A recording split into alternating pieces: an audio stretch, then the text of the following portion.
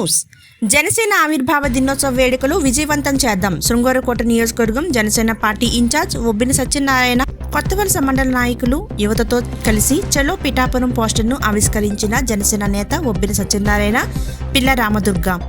Janasena party ఆవిర్భావం నుండి అభివృద్ధి కొరకు తోడుగా ఉన్న ప్రతి ఒక్కరూ ఈ వేడుకల్లో పాల్గొనాలని పిలుపునిచ్చిన జనసేన నేత ఒబ్బిన సత్యనారాయణ.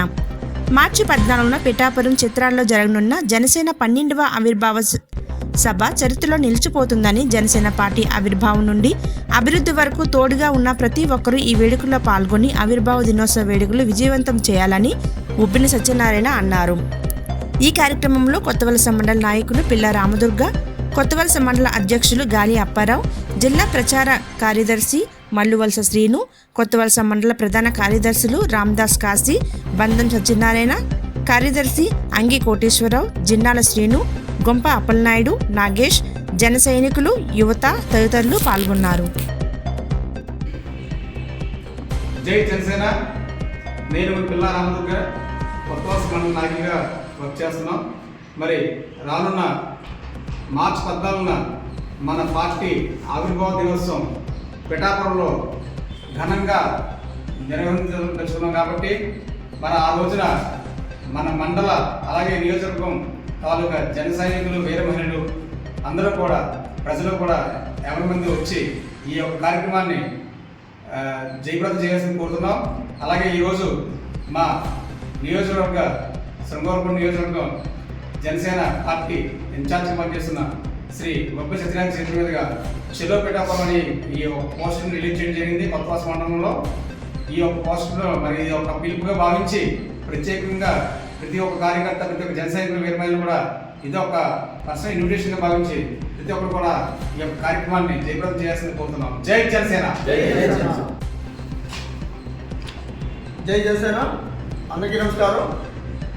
ఎస్కోట నియోజకవర్గ మండల నాయకులకు, సీనియర్ నాయకులకు, వీర మహిళలకు, అలాగే ప్రతి 5 మండల కార్యకర్తలకు నాకు విజ్ఞప్తి, రేపు మార్చి 14వ తారీఖున ఆవిర్భావ సభకి మనందరం కూడా ఒక పండగల విజయోత్సవ సభ జరుపుకోవాలని కోరుకుంటూ పిలుపునిస్తున్నాను. అలాగే మన ఎస్కోట కాన్స్టిట్యూషన్ నియోజకవర్గ ఇన్ఛార్జిగా ఒబ్బిన సత్యనారాయణగా నేను చెప్తుంది ఏంటంటే, మీరు ఇంటింటికి ఇదే చెప్తున్నట్టుగా మీరు ఇన్విటేషన్గా భావించి ప్రతి ఒక్క నాయకుడు కూడా మీ గ్రామాల్లో ప్రజల వద్దకు ఈ యొక్క ఆవిర్భావ సభ గురించి విశిష్టతను చెప్పి మీరందరూ కూడా, ప్రజలందరూ కూడా ఆవిర్భావ సభని జయప్రదం చేయాల్సింది కోరుతున్నాను. అలాగే ఈ యొక్క ఆవిర్భావ సభ ముఖ్య ఉద్దేశం ఏంటంటే, మనం 2014 నుంచి మనం ఎంతోమంది ప్రాంతాలతో చాలామంది కష్టపడి పనిచేసి, ఎన్నో త్యాగాలు చేసి, అలాగే ఉద్యమాలు చేసి, ఎన్నో ఆటుపోట్లు ఎదుర్కొని, ఎన్నో అవమానాలు ఓర్చుకొని మన అధ్యక్షుడు కొండల పవన్ కళ్యాణ్ గారు పార్టీని నిలదొక్కుని 2011 నుంచి మొన్న 11వ సభలో ఆయన చెప్పడం జరిగింది, వైసీపీ జగన్మోహన్ రెడ్డిని తొక్కి మనం అధికారంలో రాబోతున్నాం అని చెప్పేసి చెప్పడం జరిగింది.